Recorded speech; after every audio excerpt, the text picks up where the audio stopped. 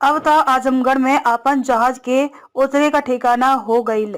PM ने दी guarantee, अनंत काल तक विकास का गढ़ बना रहेगा आजमगढ़। प्रधानमंत्री नरेंद्र मोदी ने मंदुरी एयरपोर्ट का महाराजा सुहेलदेव राज्य विश्वविद्यालय आजमगढ़ की जनता के हवाले करते हुए युवाओं को साधा, तो वहीं गन्ना किसानों के पुराने दर्द को बयां कर किसानों को साथ जोड़ा।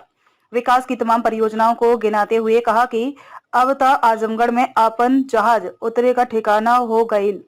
प्रधानमंत्री ने अपनी ओर से गारंटी देते हुए यह भी कहा कि आजमगढ़ जन्म और अनंतकाल तक विकास का गढ़ बना रहेगा।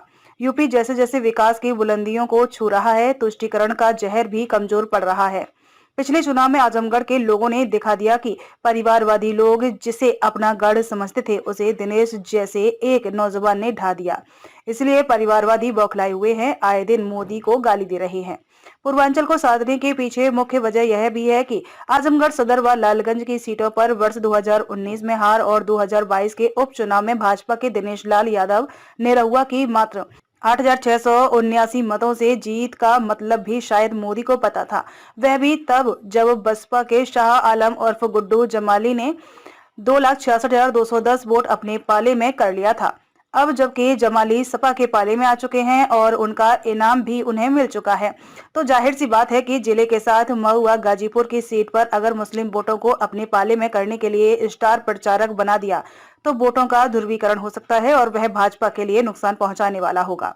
इसी को ध्यान में रखकर प्रधानमंत्री ने एक बार फिर आजमगढ़ में विकास कार्यों को गिनाते हुए अब की बार 400 के पार बात तो कही ही, साथ ही विकास कार्यों की चर्चा करते हुए आजमगढ़ के साथ मऊ, बलिया और गाजीपुर को भी साधने का प्रयास किया।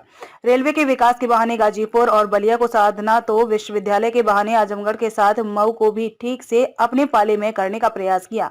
मंशा यह रही कि जिले की दोनों सीटों के साथ मऊ की, घोसी, बलिया और गाजीपुर के लोगों को भी 400 पार के अभियान में सहभागी बनाया जा सके। बलिया, मऊ और गाजीपुर में नए रेल लाइन की चर्चा की तो उन्हें लगा कि कहीं आजमगढ़ के लोग नाराज ना हो जाएं, सो उन्होंने तुरंत जोड़ा कि यहाँ भी रेलवे का विकास किया जा रहा है। छोटे शहरों तक मेट्रो की सुविधा की चर्चा कर उन्होंने पूर्वांचल के 19 सीटों पर भी अप्रत्यक्ष रूप से समर्थन मांगा। उन्होंने यहाँ तक कह दिया कि 140 करोड़ जनता ही मेरा परिवार है और यूपी की पूरी सफाई में आजमगढ़ को भी पीछे नहीं रहना है।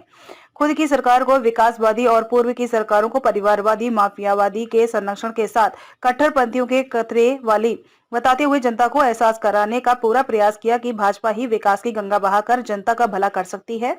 उन्हें तो जनता से यहाँ तक कहना पड़ गया कि अपने मोबाइल की फ्लैश लाइट चालू करके विकास के इस उत्सव को देखें।